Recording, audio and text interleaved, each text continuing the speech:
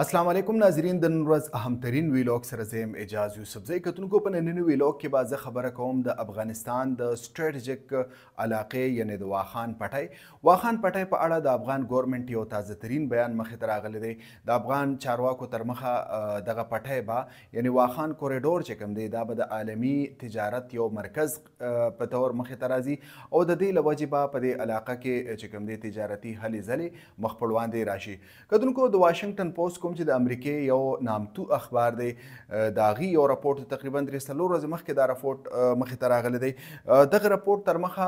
په واخان پټی کې چې کوم تعمیراتي کار دی یعنی په دغه ځای کې چې کومه د چین لخوا هایوی جوړولی شي په هغې باندې تقریبا د اګست میاشتې یعنی تقریبا د 7 میاشتو راهیسې تعمیراتي کار بند شوی دی په دې باندې د افغان حکومت هم رد عمل مخې ته راغلی دی او د دې وجوهات څه کیدلی شي په دې به زه په دې ویلاګ کې خبره کوم کتونکو واخان پټی کې د چین چې کوم تعمیراتي کار دی هغه په یو لوی هایوی باندې مشتمل دی چې هغه به د بدخشان نورو علاقو ته راځي او بیا به کابل ته راځي یعنی د چین نه والې یا د چین د بارډر نه واخلې تر د کابله پورې دا یو هایوی مجوزه ده چې به دا هایوی مونږ جوړ کړو او په دې علاقه کې یعنی د چین چې کوم سامان دی په دې ټوله علاقه کې د دې هایوی په ذریعه خور شي کتونکو د دې د چین لپاره د دې پټی یا د واخان کوریډور اهمیت دا دی چې د چین نه به سامانونه او کنټینر را روان شي او دا به واخان ته رادننه شي او واخان په ذریعه به دا سنټرل ایشیا یعنی وسطی ایشیا هیوادونو ته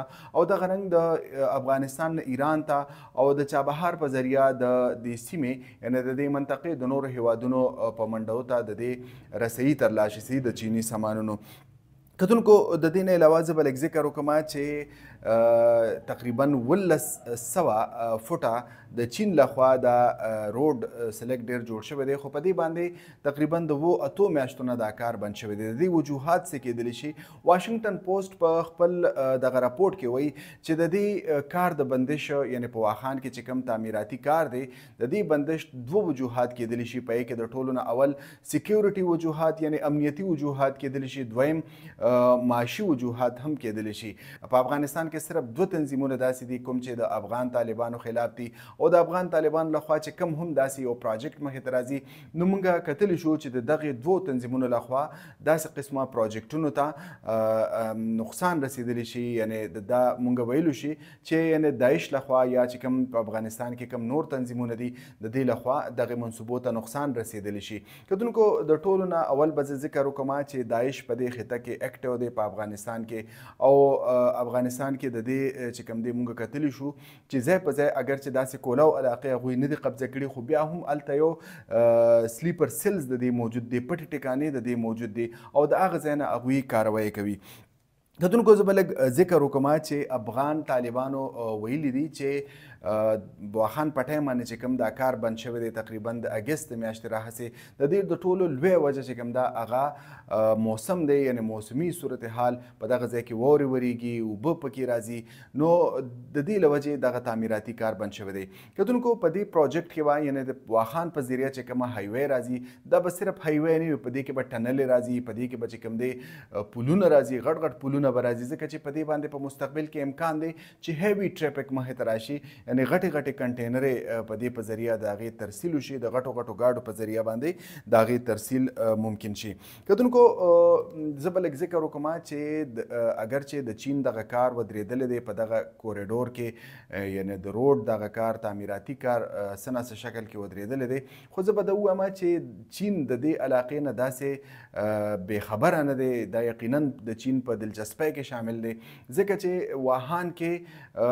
که چېرې د چین دلچسپي نه وي نو دغه 1100 یعنی تقریبا 1 میل پورې به دا روډ تعمیرېدنه د واخان کوریډور چې کوم اولنی سر دی د چین د طرفه چې کوم دغه تقریبا 1 مایل پورې څه کم 1 میله پورې هغوی دغه روډ او تعمیراتي کار مکمل کړی دی او بیا دا نیمګړی پروت دی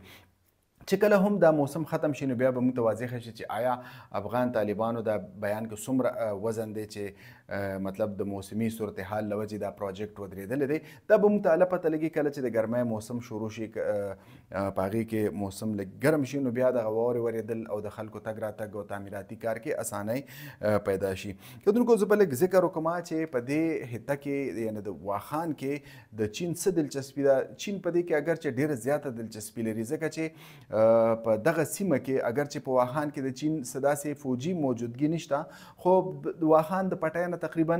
10-12 کیلومتره لرې د تاجکستان په علاقه کې د چین یو ملټري بیس قایم دی. کتونکو په مغرب کې تاسو کتلی شئ د مغرب په مطبوعاتي ادارو کې کتلی شئ چې د چین د دغه بیس یعنی دغه ملټري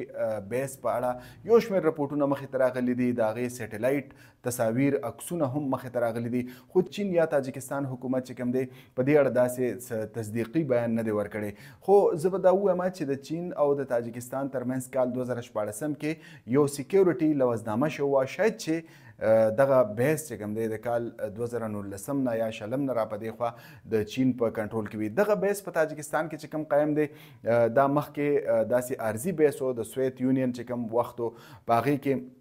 د هغې وروستو بیا چین چې کوم دی ویل کېږي چې په دغه ځای کې خپل انفراسټرکچر ډیولپ کړی دی او دغه انفراسټرکچر ورځ تر بله په سیوا کېدو دی چې کوم ایمیجز موږ ته راځي د سیټلایټ نه چې کوم تصاویر مخې ته راځي نو داسې ښکاري چې په دغه د واخان کوریډور سره تقریبا نږدې په دغه بارډر باندې د تاجکستان په علاقه کې چې کوم د چین فوزي اډه ده په دې کې تعمیراتي کار ورځ تر بله سیوا کېږي. مقامي خلک هم وایي چې بهی په دغه ځای کې ډېر عجیبه اکټیویټیز دي او د ملټري اکټیویټیز دي د چینی فوجانو لخوا په دې کې سرګرمۍ په نظر راځي. نو د دې نه دا ثابتېږي چې چین د دې واخان کوریډور نه چې کوم دی څه نه څه فایدې ترلاسه کول غواړي او په دې کې ضرور دلچسپي شته دی. د چین دغه بیس یقینا چې د دې دپاره جوړ دی چې په دې واخان پټۍ نه امکان دی چې په دغه غرونو کې او په دغه پټو پټو لارو کې تاجکستان ته شرخوښي وننوځي او د دې نه علاوه که داعش ډلې کسان دي په دې لارو باندې امکان دی چې تاجکستان ته یا د سنټرل ایشیا نورو هیوادونو ته دغه دهشتګرد داخل شي او د وروسته پورې د علاقه د غیر مستحکم کولو استطاعت ولري. خو د دې د مخنیوي لپاره شاید چې په دغه علاقه کې د چین دغه بیس قایم وي او دویم داسې هم دا چې په دې سیمه کې یعنې واخان کوریډور کې د چین دغه تعمیراتي پروجیکټ چې کوم دی د دې د سیکیورټي لپاره هم ممکن ده چې چین په دغه ځای کې خپل موجودګي ثابته کړې وي. کتونکو دا دومره اهم ځای دی یعنې واخان پټۍ دا نه اهم ځای دی چې کله امریکا په افغانستان کې موجود و نو امریکې هم په دغه واخان پټۍ کې یو فوجي اډه ساتلې وه خو د دې یرې له وجې په دې کې پوجیان ونه ساتو اگر چې څلک ډېر پوجیان پکې وو خو لکه په غټه پیمانه باندې څنګه چې موږ په افغانستان کې د امریکې چې کوم نورې اډې وې په هغې کې موږ وکتل چې په لویه پیمانه و په زرګاو او په سوونو شمېر کې او په زرګاو شمېر کې به په هغه اډو کې د نیټو فوجیان موجود وو خو په واخان کوریډور کې چې کوم بیس موجود د امریکې په هغې کې هیڅ قسمه موجودګي نه وه اگر چې یو څو پوجیان ضرور وو خو په غټه پیمانه باندې په دغه ځای کې هغوی فوج نه ساتلی. د دې بنیادي وجه دا وه چونکې واخان پټۍ یا دغه امریکې دا بیس په واخان کې چې کوم قایم و دا د چین د بارډر سره نږدې و نو که هغه ځای کې د چین هغه ځای کې که چېرته د امریکې فوج سیوا کېږي نو د چین به هم ډېر زیات د احتیاط نه کار او هغوی به یې لټ کېږي. نو یقینا چې دا یو ټسل طرف ته د چین او د امریکې یو تصادم طرف ته دا معامله تلله او دغه بیس یې ابنډن که پرېښوده. د دې د ټولو نه غټه وجه دا هم کېدلی شي. کتونکو زه به لږ د دې نه ماوره لږ نور ذکر وکړم چې دا پټۍ ولې د چین دپاره ډېره زیاته اهمه ده. تاسو کتلي وو چې د کاشغر نه یو کارګو روانه شوه د چین لخوا او هغه کرغیزستان ته ورسېدله او چې کله کرغیزستان ته ورسېدله نو هغه ځای کې هغه کارګو د ریل په ذریعه افغانستان ته راغلله د کرغیزستان ازبکستان او دې په ذریعه د افغانستان خیرتان علاقې ته راورسېدله او تقریبا په دې ټول پریکټس کې 9 ورځې ولګېدلې. نو چارواکي وایي که چېرې په دې واخان پټۍ کې د دوی یو روډ جوړ شي دغه شان څه انفراسټرکچر جوړ شي د چین نو افغانستان ته او د سنټرل ایشیا مارکیټ ته به دوی محض په 5 یا 6 ورځو کې رسیي ممکن شي. نو یقینا چې دا به د چین دپاره ډېره غټه کامیابي وي. د دې نه علاوه زه به لږ ذکر وکړم چې په افغانستان کې د طالبانو حکومت ته 2 خطرات دي. پای کې د ټولو نه اول NRF دی یعنی نیشنل ریزسټنټ فرنٹ د چا مشري چې د سابق مجاهد احمد شاه مسعود زوی احمد مسعود کوي او هغوی اگر چې په افغانستان کې موس موجود نه دي تاجکستان کې د هغوی هیډ کوارټر دی او په یو ملک او په بل ملک کې د دې تنظیم چې کوم مشران دي هغوی ژوند کوي خو هغوی څه لږ ډېر چې کوم مزاحمت دی د افغان طالبانو خلاف هغه ورځ تر بله ښیي او د هغوی چې کوم مطبوعات دي نو په هغې کې هغوی د طالبانو حکومت چې کوم څه لږ ډېر ډیر د هغوی مزاحمت دی نو هغې له کورج ورکړي. یقینا چې دا افغان طالبانو ته یو اگر چې داسې خاص خطره نه ده خو بیا هم په خطراتو کې موږ ویلی شو چې دا شامل دی ځکه چې دا واخان کوریډور په بدخشان ولایت کې قایم دی. دغه علاقه د بدخشان ولایت ته او دغه NRF تنظیم چې کوم دی د دې موسټلی فایټرز چې کوم دی جنګیالي چې کوم دی دا د دې پنجشیر او